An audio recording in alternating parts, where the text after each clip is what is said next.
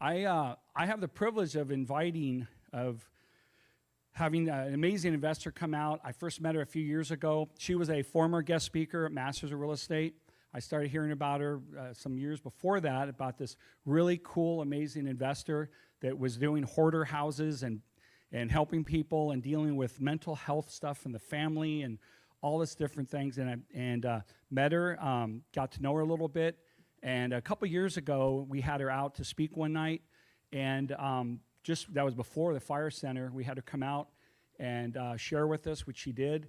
And I'm just really excited to have her come on out. And she's going to talk about ADUs, her investing journey a little bit. We're going to ask some questions and do some Q&A, and then mention a field trip that is coming. So right now, if everyone give me a round of applause for Christy Sirtwell.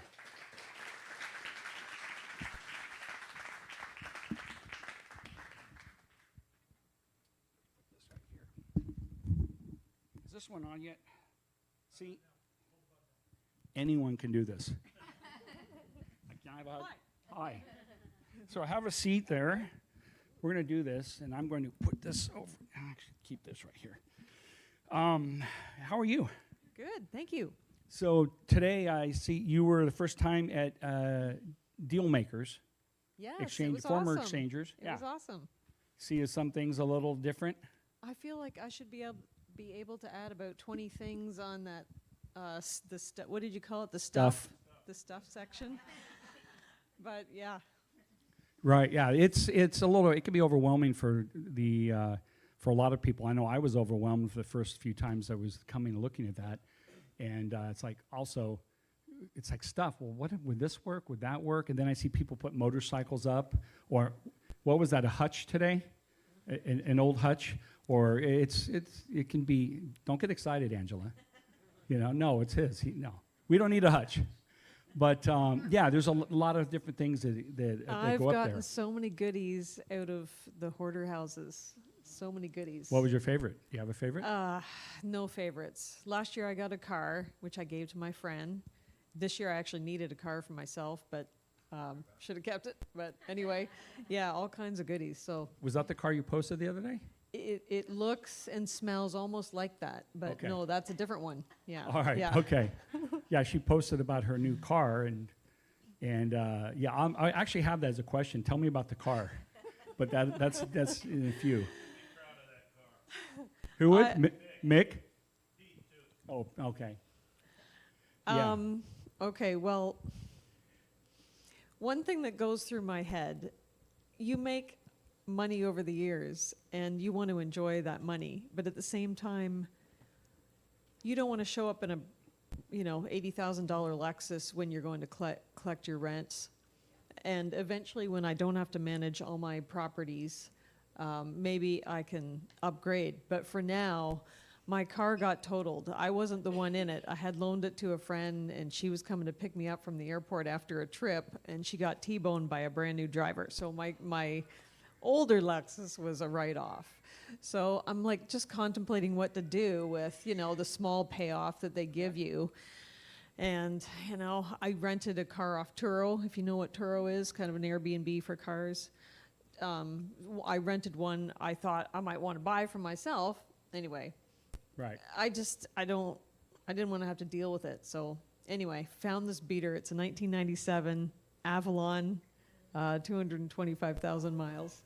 And I love it. I mean, I had to sort of clean it out pretty thoroughly, but.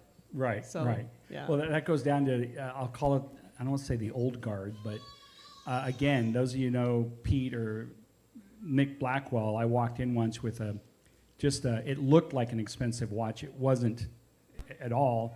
And he about bit my head off because it would cost more than $20.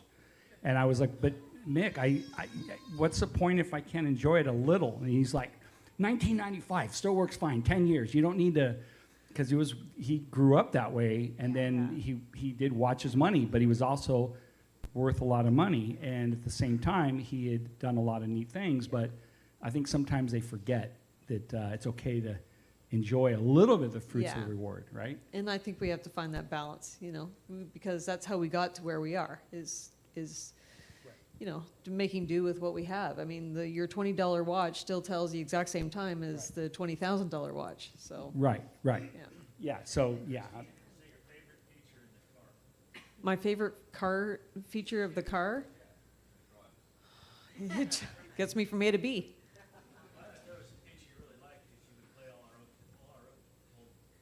Oh, Oh, there's a cassette player in it. That's Yeah. how old this is. well, well, thank you for that. Wait, what, Andy? Okay. Oh. Yes. I thought you were going to say no car payment. Because that's a really Well, nice touch, too, not yes. having a car payment. Yes. Who doesn't know what a cassette tape is? No, it's getting that way. It's getting that way. There's one in the back that does not know what a cassette tape is. I won't even mention 8-track then. Okay. All right. Well, I have to get my glasses out to read some of this. Sorry, LASIK only goes so far.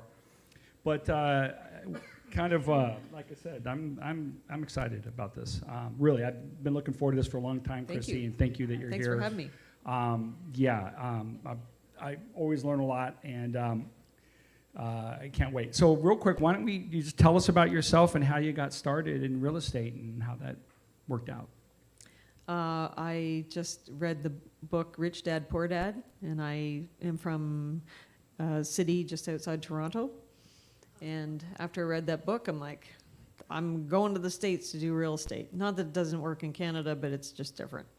So I had signed up for some courses and was learning, terms like short sales and REOs, that those terms don't even really exist in Canada. So anyway, I just moved to LA. I closed my eyes and pointed on the map, and Long Beach was where I ended up.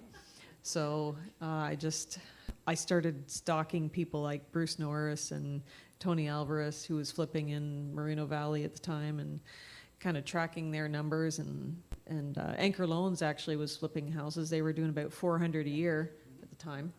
And I eventually used them as hard money. But I thought, if they can do 400, I could do 4. So I started with 1, and I went to 2, and then 4, and then it went from there. But yeah, so I knew it could be a business. I mean, when you see people doing it, it's legit. Right, and so you read Rich Dad Poor Dad in Canada, and then because, for those of you who don't know, the privacy laws are different, so harder to find the owner of properties, for one, and they don't have the 30-year fixed loan for, they have Right. it re-amortizes or every 5 to 7 years or Yeah, the something like loans that? there are 25-year amortized, but they re-up every 5 years on residential. So, you're in a payment for 5 years, and the rates go up, and now your payment goes up. So, and you have to re-qualify. So if you don't have a job, which I never really wanted to have, but you can make your mortgage payment, doesn't matter. So it's a little bit more confusing. And hard money doesn't really exist up there like it does, but it's sort of on the underground. So anyway, I just came to LA, and I'm like, yep, it can be done here. I saw these guys doing it. So Okay. I started a fix and flip business in Los Angeles and Orange County mostly, but I've kind of done all of Southern California. You have your favorite county or favorite area? Oh, not really any of them. All the cities Okay. bug me Huh. equally. Yeah, yeah, well, It's true. yeah, there's a pro and con for everything. Yeah, my daughter's boyfriend is from Canada, and so she flies up there now and then. And yeah, they told me about their parents were saying that, yeah, they have a beautiful house, everything's fine, they can afford it, and then 5 years later they have to requalify, and business was down, he's in construction, dad was, and all of a sudden now they struggle because their payment jumped way up because the interest rates are different too, but there's something about it. But anyway, yeah, I'm just glad I'm not in that market. Yeah. But I got to ask though, you have like a niche of hoarder homes, and is that really all you focus on, or is that like your main marketing? How do you fall into that? Because we occasionally buy a hoarder home, but it's just distressed. You seem to be like reveling in it. Well, you say, how did I fall into it? I've never actually fallen into a hoard, although I've come close. I mean, these hoards, you're walking over top of like waist-high debris inside the house, so it's pretty gnarly. But yeah, I went to look at a house years ago, and I was with another investor, and we're going through and kind of making some rapport with the lady, and it was her family member who was the clutter bug. And we get to the end, and I'm like, okay, we've built some good rapport here. And he turned to her and said, "Don't worry, we'll get rid of all your junk for you." And I thought, you just called that lady's treasures junk, and we didn't buy that house. I thought, maybe I could have a knack with this. And so I just went on to sort of market. People think of me when they see or hear or smell of a hoarder situation. They're like, "Oh, who's that hoarder gal?"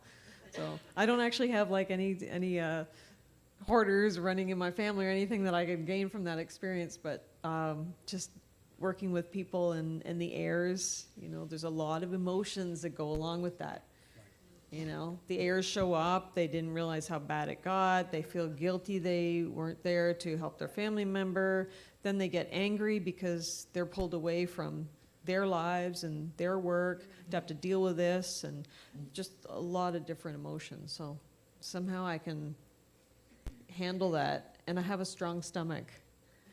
Right. I was going to ask about the sense of smell. Do you have any left? Because some of those places, you smell it, you get out of your car. Oh, you yeah. know? Yeah. You can smell it before you get to the front door. Right. Yeah. And Yeah. and is it right that I saw a photo, I think you have, I think when I was stalking you, there was a photo of you at like a mental health, you were at like a conference or something, yeah. and you have a thing, because Mhm. this is a mental health disorder, it really is. These people need help. It's not just, it's their treasures. Yeah. Anything Yeah. you want to elaborate on that? Yeah. Well, I would just say, yeah, when it gets to that level, it's actually deemed from the Mental Health Association as an illness. So yeah, they only exit that home one way, like they're being forced to. So they either died and they're not coming back, or they went into the hospital because they fell and broke something, and they can't go back to that home. So yeah, they are exiting kind of against their, there's no way for them to go back. Right. Patrick and I did a house like that last year. It was, we walked in and there were several deceased cats and an opossum in there. And then Angeline bought a duplex last year that was about 6-7 feet tall of stuff in one unit. The family sold the duplex to get rid of the drug-addicted granddaughter in the other unit, and there were 17 dead animals in that house. Yeah. Yeah. Yeah. Luckily, we already ate dinner, so we're good. And that's the other thing. Yeah, it's just crazy. So I had to ask. But I have that duplex today, and I'm sure you run towards those because you smell money and you smell opportunity, and someone's hurting and needs help. Yeah. And a lot of these people do not want to deal with it. So I think the key is you have to really think about how you can help that person. Like, just ask questions and then keep your mouth shut and let them answer, and listen to what the problem is and think of how you can help that person. So I remember the first house I went to, I was so nervous. And it wasn't a hoarder house. It was just some lady who wanted to sell her family's home. And I was so nervous. I sat in my car for 10 minutes before I could go to the door. I had an appointment with her. And I went in, I'm just like, okay, I'm going to get out of my own head and just really listen to this lady. And coincidentally, she was a realtor. I'm like, why aren't you just listing this? She says, it's too much emotion. I don't want to deal with it. I don't want to have to, have all these people come through. I just want to sell it as is. And it wasn't in that bad a shape, so we worked it out. But when you ask them questions about their family, and like, I saw it like an instrument, and I'm a musician too. I started talking about that, and you build rapport, then you can really, when you can listen to them, you can understand what the problem is and help them. yeah, because Help they them usually solve will it. come out in the Yeah. discussion. Yeah. If you just listen for those pain points and listen to Yeah. what they're going through, because many are just, it's not about the property anymore for many. They're just like, I don't have the mental energy to deal with this. I've got kids or this, or I'm about to lose my job, and I just can't. What can you do to help, Yep. right? Yeah, it's so true. And I always make like 3 or 4 or 5 different types of offers nowadays. And people always say, oh, you lowball with the cash. And I offer them more with, seller financing and other offers that are way more, that would net them more. And almost every single time they pick the lowest cash offer. And I even put it in the email. I'm like, I hate to even, suggest this offer because it's going to net you the least. But they choose it. They just want to be done. They want to be done, even if it's not a hoarder situation. It's just a family home, and they've spent all this time going through all the knickknacks and doing some estate sale, and they forget about what the biggest asset is, but they just don't want to deal with it. It's too emotional. Right, I liked how you said, you picked that up, that you do give them multiple offers, so they can pick what's best for them. Like, you can make more money doing it this way, and you're gonna make less this way, but if this works for you, and you're okay with it, then you're the solution. Yep. Versus one size fits all, take my 50% or 40% low cash offer, or 30, depending upon it. So, yeah, I asked Pete Fortunato a while ago about that, 'cause he just figures out and gives that one offer. And I said, well, I always give, like an A, B, or C offer that's worked for me. And he goes, a confused mind says no. And I said, well, thank you for that. I'm like, but it's worked for me, so I keep doing it. But at the same time, so hear that again. If something works for you and you find it working, and you hear something else, even someone you highly respect, you can try it, figure out what the motive behind it. But again, you're you, and what works for you might not work as easily for the next person, right? Yep. I knew one investor that said, I'm not very empathetic. I said, well, then don't try to be empathetic because it'll come off as fake. Just be yourself and try to understand what they're going through and how you can help, and leave that part out. That's a really good point, because when you're first starting out, you don't know which strategy to do. Should you, like back in the day, there's a lot of short sales and REOs. Well, somebody said, oh, you should do short sales. So I tried that with about one time, and I realized, like, dealing with an emotional homeowner was not my bag. I was not good at that. But give me 20 construction guys and some 2x4s and a hammer, I can deal with that. So, like, you just have to know what your skills are and what you can do. Okay. Anyone not know what a short sale is? Just thought I'd ask. Anyone not know what an REO is? Okay, yeah. Explain what a short sale is. Oh, okay. I'll do an REO and you can do the short sale. Short sale is when the loan is more than the home is worth. So back in 2005, well, not 2005, 2007 and 8, I guess. That's when the crash happened. Well, the loan was still up here, but now the house value is down here. So how do you sell a house when the loan is up here? You have to negotiate with the bank to get, for them to take a loss, basically, on the loan. Right. Did I explain that right? Yes.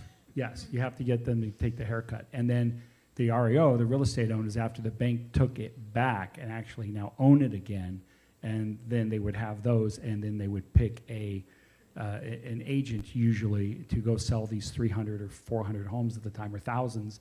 And so some people made a lot of money because they were selling these properties that the bank took back that the people lost their house. And anyway, that was what was going on big time back then. So that's when you got the REO, or bank-owned properties. It's not as many since then, because that was because there's not nearly as many foreclosures, even